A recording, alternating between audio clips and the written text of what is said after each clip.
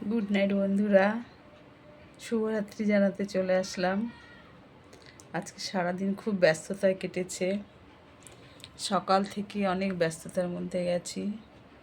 অনেক ভোরে উঠে ঘরের যে সমস্ত কাজ থাকে সবারই সাধারণত, আমার যেহেতু হেল্পিং হ্যান্ড নেই, বাজার হাট পুজো ঘরের কাজ সমস্ত কিছু একাতে আমার করতে হয়। আর ছেলে তো পরীক্ষা চলছে, তারপরে নাইট শিফট করে, এসবের জন্য ওকে আমি আর কিছু বলি না। আর আমার তো পাঁচতলার ওপর থেকে নামা, সিঁড়ি দিয়ে নামা ওঠা খুবই কষ্ট হয় ঠিকই, কিন্তু মানিয়ে নিতে হয়। যাই হোক, তাই জন্য আজকে 4 পারের মতো প্রায় নিচে নামা ওঠা করতে হয়েছে।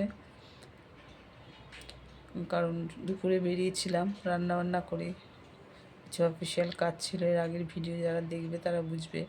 আমার ভিডিওগুলো একটু সিরিয়ালি দেখতে হবে। আমি পরপরই একটার সঙ্গে একটা লিঙ্ক রেখেই করে যাই। সেই জন্য আমার হঠাৎ একটা দেখলে বোঝা যাবে না, পুরোটা প্রথম থেকে দেখলে আমার ভিডিওগুলো ঠিকঠাক বোঝা যাবে। যাই হোক, তারপরে দুপুরে তো কোনো রকম এসে খেয়ে তারপরে ছেলে বেরিয়ে গেল ওর কাজে, আমি আবার টিউশনিতে গেলাম।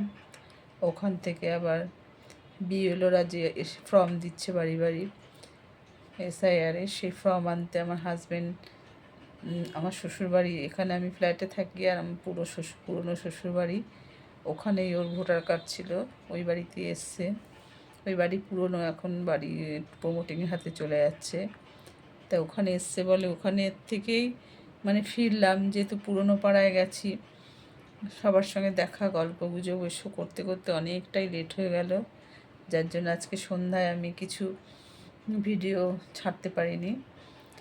এই জাস্ট আসলাম, এখন এসে রেস্ট নিচ্ছি। ছেলে তো কাজে বসে গেছে, ছেলেরও খাওয়া হয়নি, আমারও খাওয়া হয়নি, অনেক রাত হয়ে গেছে। তাই এখন ভাবলাম তোমাদের সঙ্গে একটু গল্প করে নিই, বিশ্রাম করে নিই, করে খাওয়া দাওয়া একটু অনিয়মে হয়ে যায়, যার জন্য আর কি শরীরের দিকটা তো দেখতে হয়। কিন্তু এক এক দিন এক এক সময় তো এক এক রকমভাবেই এক হাতে হ্যান্ডেল করতে হয়, সব কিছু দেখেই চলতে হয়। এইভাবে আর কি চলছে।